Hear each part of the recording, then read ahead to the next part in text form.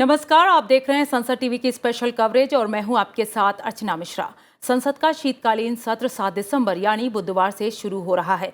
सत्र के पहले सरकार ने मंगलवार को सर्वदलीय बैठक बुलाई, जिसमें कांग्रेस, डीएमके, टीएमसी, एनसीपी समेत 31 दलों के सदन के नेताओं ने हिस्सा लिया। विपक्षी दलों ने महंगाई, बेरोजगारी समेत कई मुद्दों पर चर्चा के लिए पर्याप्त समय देने की मांग की। संसदीय कार्य मंत्री प्रहलाद जोशी ने कहा कि राज्यसभा सभापति और लोकसभा अध्यक्ष की अनुमति से सरकार सदन में किसी भी मुद्दे पर चर्चा के लिए तैयार है। राज्यसभा का 258वां सत्र और 17वीं लोकसभा का 10वां सत्र कल से शुरू हो रहा है। 29 दिसंबर तक चलने वाले शीतकालीन सत्र के दौरान 17 बैठकें होंगी। इस दौरान महत्वपूर्ण विषयों पर चर्चा के साथ ही विधायी कामकाज भी निपटाए जाएंगे। सत्र के दौरान पेश किए जाने के लिए 16 नए विधेयक एजेंडे में रखे गए हैं। संसद के शीतकालीन सत्र से पहले राज्यसभा सभापति जगदीप धनखड़ की अध्यक्षता में कार्य मंत्रणा समिति की बैठक हुई। इसमें राज्यसभा में विभिन्न दलों के फ्लोर लीडर्स शामिल हुए। बैठक में सत्र के दौरान सदन में होने वाले कामकाज को लेकर चर्चा हुई। संसद के शीतकालीन सत्र से पहले लोकसभा अध्यक्ष ओम बिरला की अध्यक्षता में कार्य मंत्रणा समिति की बैठक हुई। इसमें विभिन्न दलों के फ्लोर लीडर शामिल हुए। बैठक में सत्र के दौरान सदन में होने वाले कामकाज को लेकर चर्चा हुई। बैठक के बाद संसदीय कार्य राज्य मंत्री अर्जुन राम मेघवाल ने बताया कि 4 राज्यों से संबंधित अनुसूचित जाति आदेश संशोधन विधेयक और बहुराज्य सहकारी संस्था संशोधन विधेयक 2022 के लिए समय का आवंटन किया गया है। उन्होंने कहा कि राज्यसभा सभापति और लोकसभा अध्यक्ष की अनुमति से सरकार सदन में किसी भी मुद्दे पर चर्चा के लिए तैयार है। लोकसभा अध्यक्ष ओम बिरला ने दिल्ली स्थित institute of liver and biliary sciences ILBS के 8वें दीक्षांत समारोह को संबोधित किया। उन्होंने लीवर रोग के उपचार के लिए प्रतिष्ठित संस्थान ILBS के दीक्षांत समारोह में प्रतिभावान चिकित्सकों को सम्मानित किया।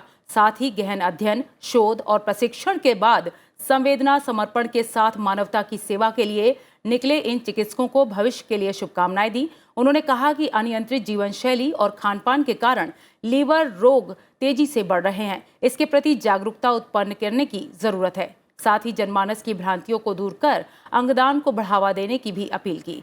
लोकसभा अध्यक्ष ने उम्मीद जताई कि ये चिकित्सक इस दिशा में महत्वपूर्ण भूमिका निभाएंगे। हमें इन बदलते स्वरूपों के अंदर बदलती बीमारियों के संक्रमण के कारण हमारी रिसर्च को हमारे नए इनोवेशन को हमें उसी तरीके से तेजी से काम करना पड़ेगा। मुझे खुशी है, भारत का नौजवान जो बौद्धिक क्षमता से नए इनोवेशन, नए रिसर्च के अंदर भारत में भी, दुनिया के अंदर भी काम कर रहा है और एक बेहतर इनोवेशन रिसर्च के माध्यम से उन चुनौतियों का समाधान भी दे रहा है। राष्ट्रपति जगदीप धनखड़ से बिहार के राज्यपाल फागू चौहान और केंद्रीय वित्त राज्य मंत्री डॉक्टर भागवत कराड़ के अलावा विभिन्न दलों के सांसदों ने अलग अलग मुलाकातें की। बिहार के राज्यपाल फागू चौहान दिल्ली स्थित उपराष्ट्रपति निवास पहुंचे और उपराष्ट्रपति जगदीप धनखड़ से मुलाकात की। केंद्रीय वित्त राज्य मंत्री डॉक्टर भागवत किशन राव कराड़ ने उपराष्ट्रपति जगदीप धनखड़ से मुलाकात की। ये मुलाकात भी उपराष्ट्रपति निवास पर हुई। उपराष्ट्रपति जगदीप धनखड़ ने भारतीय राजस्व सेवा के 75वें बैच के प्रशिक्षु अधिकारियों के साथ भी बातचीत की। उपराष्ट्रपति निवास पर इस कार्यक्रम का आयोजन किया गया था। इस दौरान उपराष्ट्रपति ने प्रशिक्षु अधिकारियों को कुछ अहम सुझाव भी दिए। वहीं प्रशिक्षु अधिकारियों ने मार्गदर्शन के लिए उपराष्ट्रपति का आभार जताया।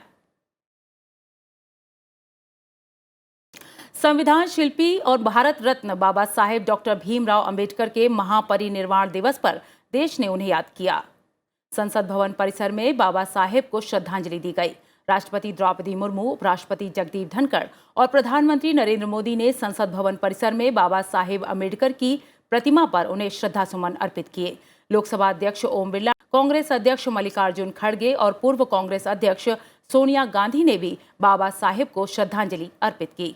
उपराष्ट्रपति ने ट्वीट किया कि बाबा साहेब एक महान समाज सुधारक और कानून के जानकार थे, जिन्होंने उत्पीड़ितों के कल्याण की गहरी चिंता की और जातिगत बाधाओं को और असमानताओं को दूर करने के लिए हर संभव प्रयास किए।